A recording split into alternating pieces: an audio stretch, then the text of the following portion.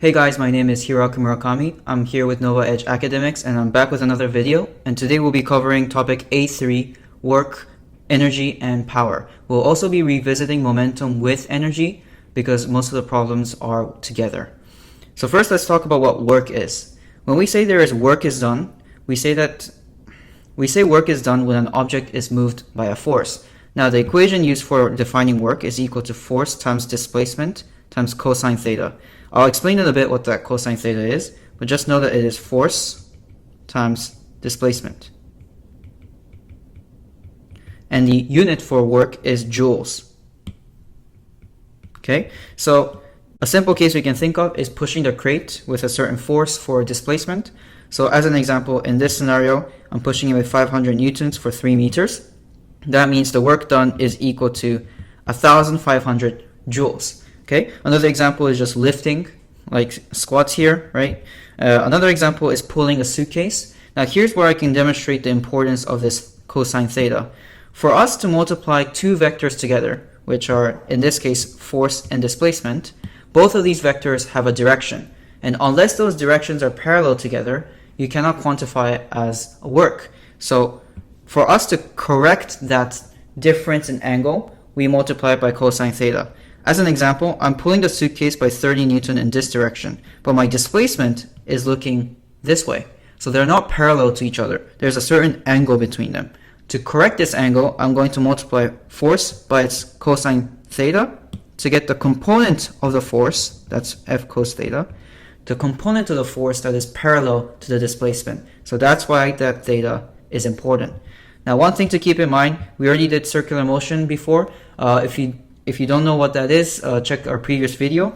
But in circular motion, remember that the condition for circular motion was that the velocity is perpendicular to the force, the centripetal force, right? So if these two are perpendicular, that means cosine of 90 is 0. So work done in any circular motion problems is absolutely 0. This is a trick question that IB usually asks. They'll also ask why is it 0? Well, you have to explain that velocity and force is perpendicular. Therefore, the displacement, which is going this way, and the force are perpendicular. Therefore, work is 0.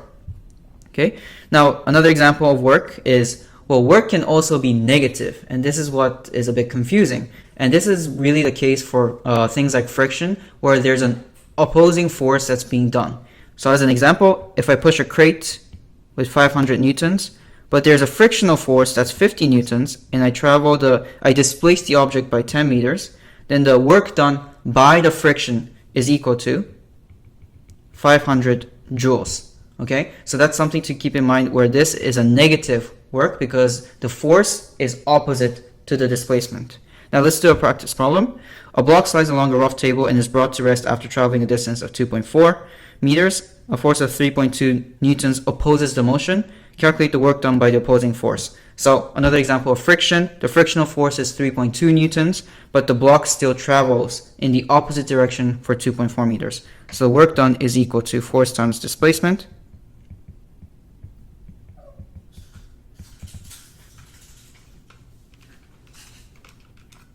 Which is equal to 7.68 joules. Now, another useful thing is graph interpretation, and we've already covered this in the first video of this topic A series.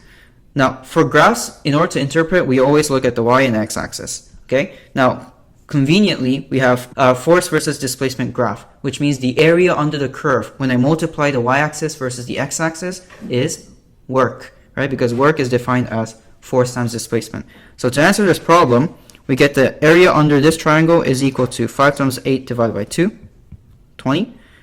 Area under here, I'm assuming that's 12, so that's 7 times 8, which is 56. 8 times 3 divided by 2, which is 12. So the work done total is going to be equal to 88 joules. Okay? Now, what is energy then? Well, energy, by definition, is the ability to do work. Okay, and energy is very intuitive, right? It's like, okay, today I have energy to do this, I have energy to do that, right? So the ability to do work is what we define as energy. The unit is also joules. Now, some forms of energy are kinetic energy, which is energy associated with moving, thermal energy, which is energy associated with heat, chemical potential energy, which is energy stored in, let's say, wood, coal, food, etc. Gravitational potential energy, which is the potential energy when you have a height. There's elastic potential energy. When you pull it and you let it go, it's going to do work, right? So if I pull a rubber band and I let it go, it's going to do work. It's going to displace itself and it's going to do work, which means it has some potential energy. We call that elastic potential energy, okay? There's a fundamental concept that we need to grasp about energy, which is that energy cannot be created nor destroyed. And this is a very popular saying in physics, but what does that actually mean? Well, it means that energy is conserved, meaning that the energy that you're putting into something to do work is just converting it into another form. Okay, so as an example, if I have chemical potential energy of, let's say, 100 joules, I can convert that into thermal energy of 100 joules by burning the wood. Okay, I'm just converting from one form of energy into another. And this is what we do in our real life scenarios, where we convert energy from one another to use it usefully. Okay, as another example, us humans, we eat food. And the reason why we eat food is so that we can be able to move and also to think and to do all sorts of things, to voice, right? So that's one form, kinetic energy. Another is to keep our temperature at around 36 degrees Celsius, right? So we're converting food energy into doing kinetic work, kinetic energy, as well as thermal energy. So that's another example. Another example of energy being converted from one form to the other is just a ball falling. So if I drop a ball from a cliff, right? What I'm doing here is I'm converting from gravitational potential energy into kinetic energy. Why? Because the ball first doesn't move and it gains speed, right? Why is it gaining speed? Due to gravity. And that's what we call gravitational potential energy.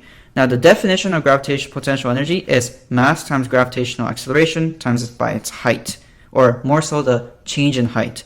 So for example, if I have a 5-meter cliff and the mass of the ball is 1 kilogram, then my gravitational potential energy is going to be equal to 1 kilogram times 9.81 times by 5.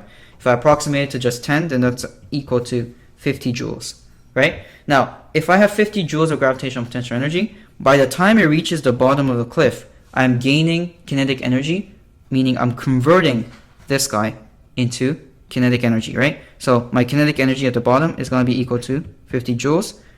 By then, I will have no gravitational potential energy, okay?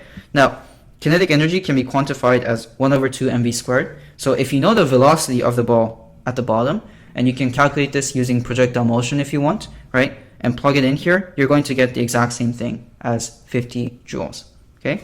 Now, elastic potential energy also has a definition, which is 1 over 2 k delta x squared. This looks very similar to elastic force, right? So k is a spring constant, and x is the displacement, okay? We'll do practice problems using that. Now, pendulum is another example where you're swinging the ball from left side to right side, and it comes back and forth, right?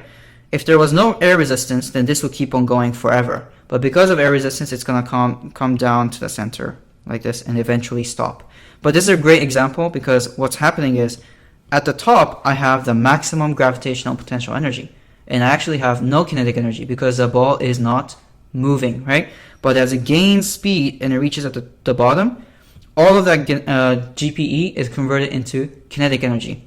And then again, as it's traveling up, all of that kinetic energy is then converted back to gravitational potential energy. Okay, so I wanted to introduce this pendulum system because it's very important.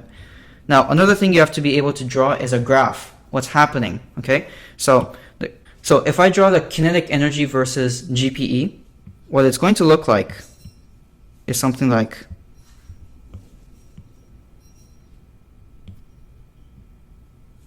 this, where the midpoint here is actually 50 joules. Let's say 100 joules and 0 joules. And let's say this is kinetic energy and gravitational potential energy. Okay, so as a pendulum is traveling from the left side to down to the top, what's happening is it's losing gravitational potential energy, but it's gaining kinetic energy. And as it goes back up, kinetic energy comes down. Okay, another thing to keep in mind about pendulum graphs is it's very useful if you can draw the displacement time graph, velocity time graph, and acceleration time graph. I'm going to do that very quickly. I'll cover this in another video potentially, but let's do, for example, displacement time graph. So I have maximum displacement to minimum displacement, right? So I'm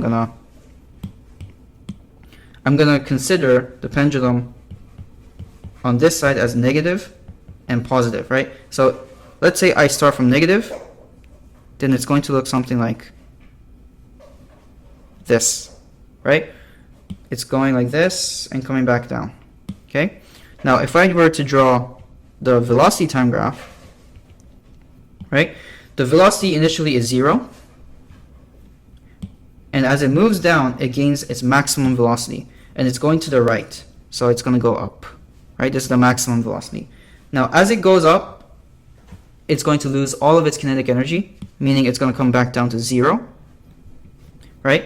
And it's going to come back this way. Now when I come back this way, that's a negative velocity because it's going to the left, which means I'm going to reach a peak at here and come back down to 0 when it reaches the top, okay? Now acceleration time graph, I can do the same thing. Actually, I already know that it looks like this because acceleration is a derivative or the slope of the velocity function, but I'm not going to go too much into detail for now. I'm going to leave it like that, okay? And if you're confused about how to draw these graphs, check out our previous video. Let's do a practice problem. Pause the video and give this a try. Okay, so we have a certain GPE that we need to gain from this ball. Okay, so that GPE to gain is equal to mgh, right? Now that mgh is going to be equal to the kinetic energy initially. That's going to be the minimum kinetic energy needed to overcome and convert itself into gravitational potential energy. Okay, now if I equate those two, I can actually cancel out the mass, and I'm left with the expression gh is equal to 1 over 2 v squared. If I were to isolate v, because that is what we want, right, determine the speed of which we need, then I get the v squared is equal to 2gh. Therefore, v is equal to square root of 2gh. Okay? Now, another problem here. Pause the video and give this a try. Okay, so we know the kinetic energy of the block because we're given mass and velocity. So kinetic energy of the block initially is 1 over 2, 4.2 times 5.6 squared. That's going to be equal to 72.1 joules. Okay, now this kinetic energy that I have initially, Ke, is going to be converted into gravitational potential energy, but also elastic potential energy because the spring is going to displace itself using the kinetic energy. So I'm going to gain GPE and also elastic potential energy. Okay, now gravitational potential energy, we can also find that out because we're given the height, so, and the mass. That's equals to mgh, which is equal to 4.2, 9.81 times it by 0.85. That's going to be equal to 35.0 joules. Okay, so I have 72.1 joules of kinetic energy, 35 of which went to gravitational. That means the rest goes to EPE, right? So the rest goes to EPU, which means I get 37.1 joules. Okay, now EPE by definition is 1.2. EPE by definition is 0.5 times K times the displacement squared. So let's do that.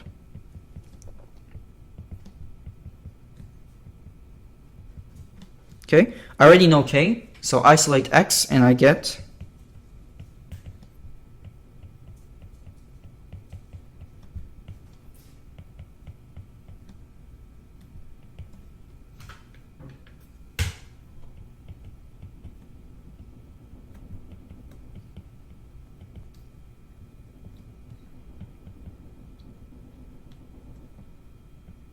okay, so that's the answer. Let's do another one.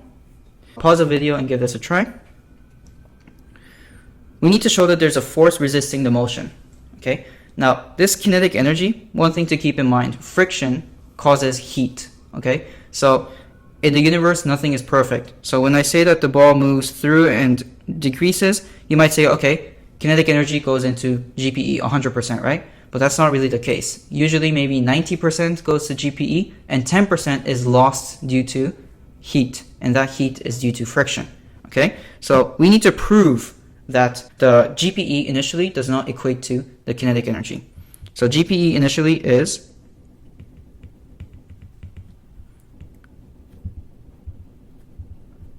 mgh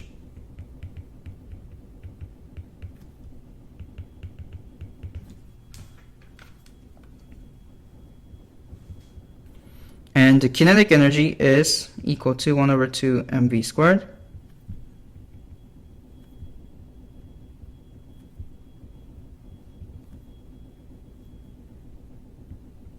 Okay, so we see this discrepancy. 98 joules to 36 joules, which means I'm losing about 60 joules somewhere, and that somewhere is due to friction. So there's a force resisting the motion. We just proved that, okay? Part B, assuming the force to have constant magnitude, determine the magnitude of the force. So I know that friction, due to friction, I lose about 62.1 joules due to friction. How do I convert that to the Newton scale? How do I convert that to the force? Well, I know that work done is equal to Fs, right? So 62.1 is equal to force of the friction times it by displacement. What's the displacement? 5 meters. So I get force of friction is equal to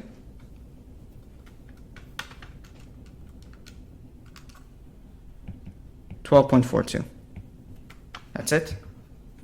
Now I'm going to introduce you to something called a Sankey diagram. Okay. Now a Sankey diagram tells us all of the kind of the pathways of the energy conversion and all of the not so useful dissipated energy. And so this explains the inefficiency of the system, right? So for example, I have an LED light. And an LED light, I'm going to get a total electrical energy input of 100 joules. This is when you plug it into the wall, right? Let's say you get 100 joules. Actually, only 30% of that, 30 joules, is used as the light that we see in an LED light. The rest is usually dissipated as heat, right? So 70 joules is actually wasted. And the Sankey diagram actually tells us the proportion of which you have waste going out and proportion of which is useful energy that's being used. An example of a coal power plant. Now I'm going to explain to you how a coal power plant works because it's very useful to understand how power plants work and how we generate electricity. So first you have coal, right? So I'm going to draw a diagram. And that coal is set on fire, right? So coal is burned, okay? And I'm going to have some water at the top. Now water is going to evaporate, right? Now that evaporation, the same way that we use wind turbine, where we use a wind to turn the turbine, we actually turn a turbine within this system, okay, using the water vapor that we just evaporated. And this turning motion actually generates electricity. Now, how exactly does this part work, where turning kinetic energy converts into electricity? That will be covered in topic D2, so stay tuned for that. But for now, we're not going to go that deep because it's an HO topic, okay? But what's happening is I have chemical potential energy turning into thermal energy, okay? Turning into kinetic energy, right? The vapor have kinetic energy, they're traveling, right? That kinetic energy also turns the turbine's kinetic energy, okay? So what's happening? Well, let's draw on a Sankey diagram. What are some potential losses we can find, right? So let's say I start from 100 joules. First, there's going to be some noise made, right? Crackling noises due to the coal. So I can draw that first part, I have some waste, let's say 3 joules due to sound, okay? Now another part that's really big is in this stage, okay? In this stage, I have heat being made. Now, not all of that heat is going to be used to heat up the water. Some might escape, right? Some might escape. So that inefficiency is going to lead me to have a very big amount, let's say 20 joules, going out as heat. Now, not all of the water vapor hitting the turbine is effectively used in order to turn the turbine. Okay, maybe 50% of the vapor doesn't even hit the turbine. It just goes up in the air, right? So I'm going to have further, let's say 30 joules being wasted. Okay, what I'm actually left with is 47 joules. And this is what we would say is the electrical output. Okay, now this Sankey diagram might seem a bit more complicated than the one before, but this is still a very simplified version. There's so many inefficiency that can happen. For example, the turbine turning, it'll probably create some sound and heat as well, right? There's some resistance there as well, right? So there's a lot of things that can happen. And in fact, coal power plants usually are around 30% in terms of efficiency, which is what I will get to next, which is talking about efficiency and quantifying. What do you mean by efficiency? We actually mean by useful work output divided by the total work input, which means useful output divided by total input. So in this case, in the LED light, that is simply 30% efficient. Now let's define power. Power by definition is a rate of work done. So we just simply divide the work done by the time it took. Okay, so, and I can also express that as force times velocity. And that seems weird, right? But you can see here that P is equal to W over T, and W is just force times displacement, right? So if I divide S divided by T, that's actually velocity, okay? Last but not least, let's do a practice problem. So estimate the minimum power required to lift a mass of 50 kilograms up a vertical distance of 12 meters in 5 seconds. So how can we get the work done? Where the work done is simply the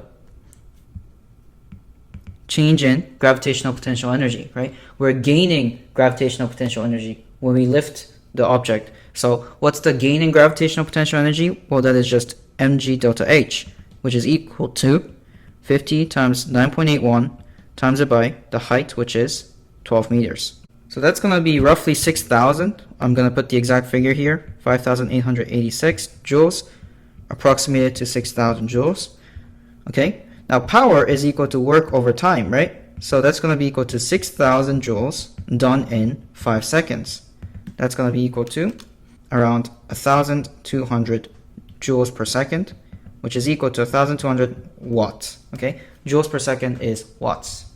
All right. Now we're going to cut it here, but continue to the next short video where I cover 3 important questions on momentum and energy combined. These are what you'll be expected to answer in your exam. Okay. Hey guys, thanks for watching the video. If you find these really useful, then consider giving us a like and subscribing to our channel. For questions, leave them down below in the comment and we'll try to get back to you. For more academic resources, visit our website at NovaEdgeAcademics.com. We offer one-on-one tutoring service as well as college admission strategy. Let us know what you'd like us to cover next, and we'll see you in the next video.